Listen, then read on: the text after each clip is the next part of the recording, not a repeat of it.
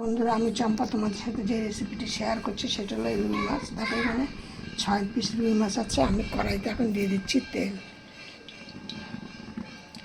এই মাছটাকে এবার আমি ভেজে নেব, ভালো করে ভেজে নিয়ে আমি তারপরে দেখো এখানে 6 পিস মাছকে বাজার থেকে নিয়ে এসে ভালো করে ধুয়ে তারপরে নুন হলুদ মাখিয়ে রেখেছিলাম। এবার আমি এইগুলোকে ভালো করে ভেজে নেব। এবার তেলটা গরম হয়ে গেছে, এবার দিয়ে দিচ্ছি মাছটা।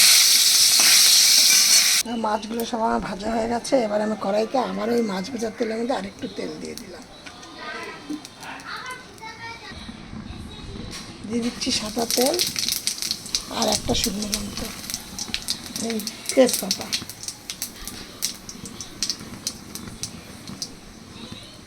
এবার দিয়ে দিচ্ছি আলু।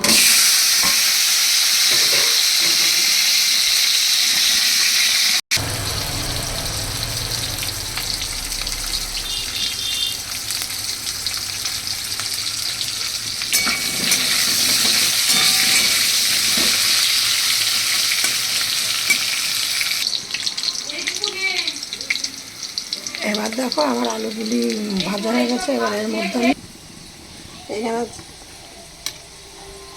এই মশলাটাকে এবার আমি এর মধ্যে দিয়ে দিচ্ছি।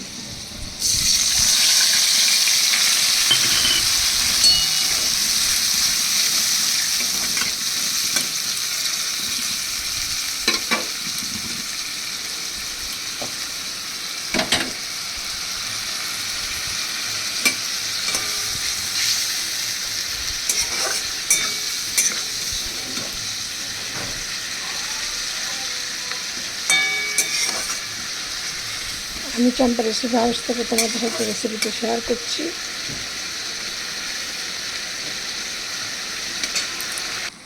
আমার এইটা কিন্তু কষানো হয়ে গেছে, তেল বেরিয়ে গেছে। এবার আমি এখানে দিয়ে দিচ্ছি জল।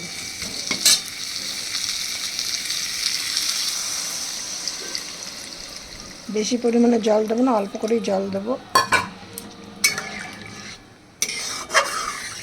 কারণ আমার তেল কম, মশলা কম, জলও কম।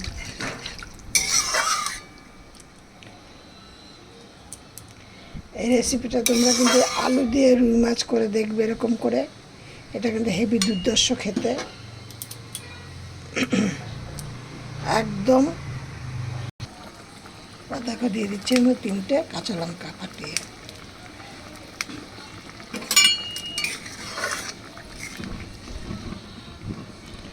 আমার আলুগুলো সেদ্ধ হয়ে গেছে। এবার আমি দিয়ে দেবো এর মধ্যে মাছগুলোকে। তারপর একটু টেস্ট করে ফুটুক মাছটা, তারপর একটু দেখে নুন লাগবে কিনা তারপর নুন দেবো।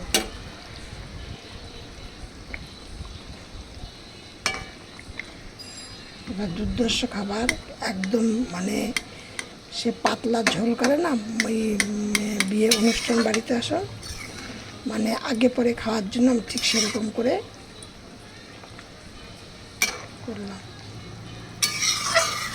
তোমরা এরকম করে খেয়ে দেখো, দারুণ একটা টেস্টি খাবার, খুব সুন্দর খেতে। এটা এরকম পাতলা ঝোল করবে। আমার কিন্তু এই রেসিপিটা হয়ে গেছে। এবার আমি নামিয়ে দিচ্ছি এটা।